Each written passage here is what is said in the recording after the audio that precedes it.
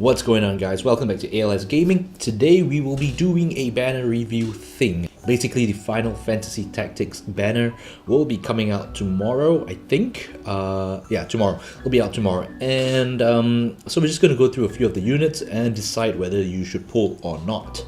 So first up, we have Alma. She's an old unit. She doesn't get anything interesting. Her TMR is really good, but other than that, she's pretty useless. So yeah. She's a 3-star going all the way to 5-star. You will be getting a lot of her if you are pulling on this banner.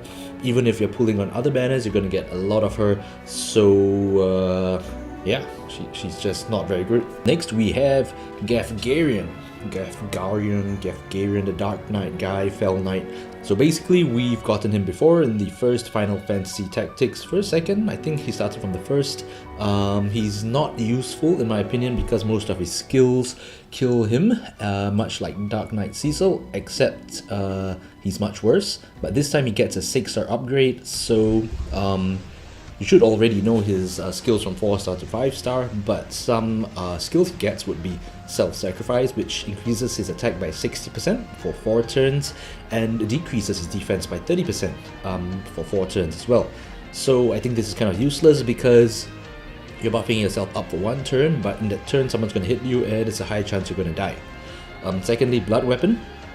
It's a physical damage 1.4 times to one enemy, and basically you're draining HP from said enemy, and it also gives you dark element to your weapon. So this is very similar to things like Eileen as well as Tidus. Basically you do damage and you get an element pretty much. But I don't think this is very useful because number one, his attack isn't very high, and number two, the multiplier isn't very high either. A similar skill that's supposed to be used in conjunction to this is Dark Weapon. He also gets it at 6-star. Basically it's a Dark in Peril and it does very similar damage, as exactly the same multiplier actually, 1.4 times to one enemy, except you drain MP this time. Other than that, he gets Abyssal Blade, which does dark damage 3.5 times, which is a good multiplier in my opinion, but it also affects your HP. So if you're gonna choose to use him, I don't know why, but you'll need to ensure his HP is really high, because I would assume this is your main nuke. Other than that, he just gets a passive attack plus 30% as well as Man Eater at 6-star. So he's not a unit that I will be pulling for. The reason is I already have a few of him. His TMR is decent, if I'm not wrong, it's Bracer. And other than that, he's not a unit that fits in my team right now. Next we have Oran, and basically he's an astrologist. He's a 4-star base going all the way to 6-star, and in my opinion not that great of a unit. He gets Entrust as well as Kiora and Gravity at 4-star, and at 5-star onwards he gets skills such as Song of Life, which heals all allies by 1000 HP if I'm not wrong. He gets a skill Magical Refrain, which will boost magic by 50% to all allies for 5 turns. Now this is pretty decent if you're a new player, and yeah, I would say if you don't have any other buffers, you could look into using him. Name the song, so you basically randomly use one of the songs. You have a 25% chance of hitting one of them.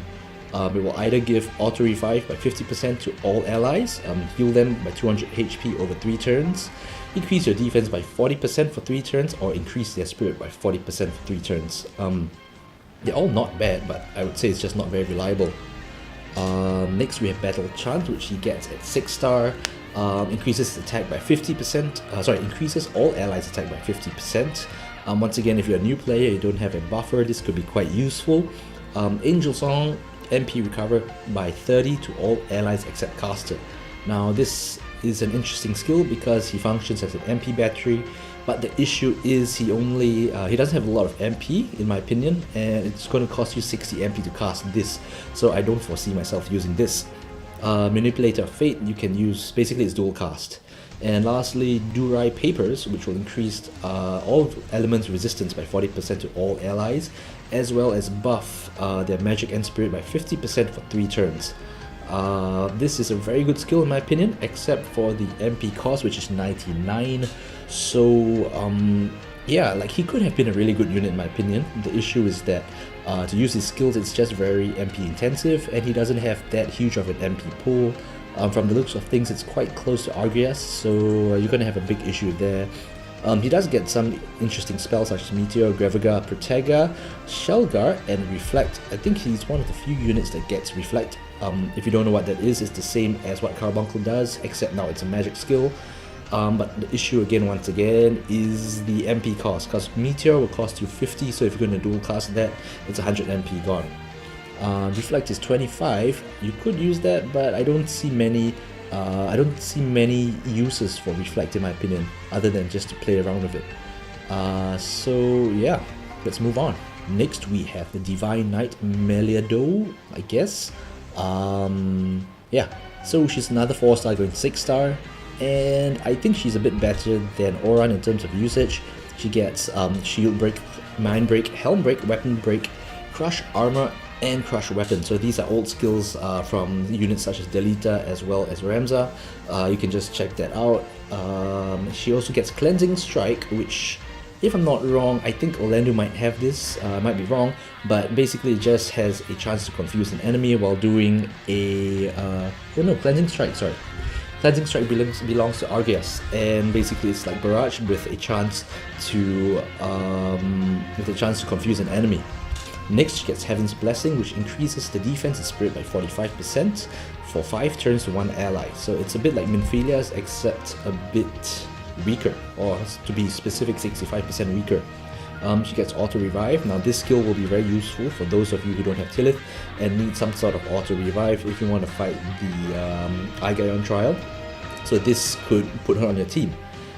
Preach gives you a 100% magic boost for 3 turns to 1 ally, a bit like Minfilia, and she gets Belief, which is a 60% AoE buff for 1 turn. Okay, this is a bit weird. So it does 1 turn 60% to your whole team, not something I'll be using very often unless it's like one of those clutch moments you really got to finish off the boss. If not, it's going to kill you. I guess it could be useful. Other than that, I wouldn't be using X skill in my opinion. She gets Counter, MP plus 20%, Defense plus 20%. She gets Auto Refresh as well as Increased Spirit, Increased HP, and yeah, basically she has a high chance to counter. I think it's a 200%, sorry, times 2 chance to counter. Other than that, I think she's just a support unit with Auto Revive. This could be useful once again for your Aigayon trial. If not, you wouldn't be using her, in my opinion. She looks cool though. Next, we have Argrias. She gets a 6-star finally, and as most of you know, she gets Divine Ruination at 6-star. Now, basically this is the same as Orlando's except with a lower multiplier and less hits, if I'm not wrong. But it still does the 50% light imperil, which is very good. So hopefully some of you have actually saved up a few copies of her because she chains well with herself. And if I'm not wrong, she chains with Ash pretty well. Right now, she's not going to chain well with Orlando until she gets enhancements, so this won't be so soon, but the 50% light resist imperil will help out in the long run. Other than that, she just gets increased attack, increased HP, and Royal Guard. So it's basically a chance to protect a female ally from physical damage. You have 30% chance, as well as reduce the overall damage taken by protecting them by 50%. Now if you're running an all-female team, this could have some use here and there. Other than that, I foresee myself using her just to chain with Divine Ruination. But she still is a pretty good unit.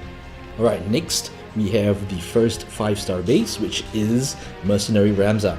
Now note this is not the same as Ramza or regular Ramza in the sense that he doesn't have some skills and he has additional skills. So he doesn't come with skills such as Hero's Rhyme, and he's not bad, I guess, as a unit given that he's a 5-star base, but he's quite lackluster in my opinion. So he gets Second Wind, which was one of the materials, if I'm not wrong, the exclusive materials that Ramza could equip. But other than that, he gets Weapon Break, Mind Break, which is basically the same as, if I'm not wrong, Delita, or one of the older units, Gefgarian, one of them. Basically, it's a physical damage 1.8 times to one enemy, and it decreases either their attack or magic by 50%, sorry, by 40% for 5 turns. Yeah, so Blade of Justice is his last skill, which is a 2.5 times physical damage with a 25% ignore defense. Decent, I guess, but I won't be pulling for this unit because I have stronger units out there that do more things for me. So he gets counter, increased defense, spirit magic, MP, HP, and attack. So I guess this is pretty much a staple in any 5 stars kit. If they don't have it, then it's a bit weird. He gets a few interesting skills such as Branded Heretic, Noble Lineage, Last of Beowulf, and Warrior's Pride. So Branded Heretic gives you an increase of 50% magic when equipped with your robe. Noble Lineage gives you a chance to protect your allies, basically 75% chance, and it will reduce damage by 50% overall. And I guess he could be a cover unit if you were to build him that way, because with the Last of Beowulf, his other skill, it increases his defense by 50% when equipped with a helmet. And Warrior's Pride, which I don't think you'll be using, increases his attack by 50% when equipped with a head. So you're basically giving up defense for attack. I guess you could play around with different builds on him. It gives you a bit of flexibility, but it's essentially a jack of all trades and master of none, so I wouldn't be using that much. Oh, he also gets True Justice and True Hero. So True Hero gives him 100% resist to all ailments, and True Justice gives him defense and spirit increase 15% when equipped with Light Shield. As for magic, he gets the typical Ultima as well as Raise. So Raise is pretty decent, Ramza doesn't have that, and he gets an AoE Asuna. So I guess he has a bit more utility as a support hero right now, but once Ramza gets his enhancements, you definitely won't be using this because you should have other support heroes such as maybe Riku or Tilith, or even Ayaka. She might be out by then. Lastly, we have the final 5-star unit for this banner, and in my opinion the best out of everything on this banner. We get Holy Knight. Basically he is Knight Deleter, and yeah, let's look at his kit. He gets Weapon Break, Shield Break same as Ramza, Lightning Stab, which is exactly the same as Orlandu, Status Sword, once again same as Orlandu, Crush Weapon, exactly the same as Ramza or Deleter. And the only interesting skills would be Commanding Blade, gives you lightning element to your weapon, and this is kind of interesting because we don't actually have a very strong lightning weapon right now, so this could be pretty useful. And Strategic Blade is a lightning in peril while doing damage. Basically he's a lightning version of Orlandu, except without Divine Ruination in terms of chaining. That being said, he still can chain Lightning Stab with Orlandu's Lightning Stab, so you have some flexibility right there. He comes with defense plus 20% and attack plus 30%, as well as HP plus 30%. And he gets he gets an auto regen and auto refresh, so that's pretty interesting. He has a chance to counter and is resistant to blind, sleep, and paralyze. Lastly, if you equip him with a sword, he gets attack plus 30%, and if you equip him with heavy armor, he gets attack plus 20%. So basically it's an innate Dark Knight Soul, and this should stack on top of Dark Knight Soul. This allows him to increase his overall attack quite a bit in my opinion, so you have some room to play around with that. So that's basically the whole banner, and the bottom line here is, should you pull or not? In my opinion, the answer is no, because number one, you should have Argrias lying around if you're an old player, and if you're a new player, the rates are going to be really bad.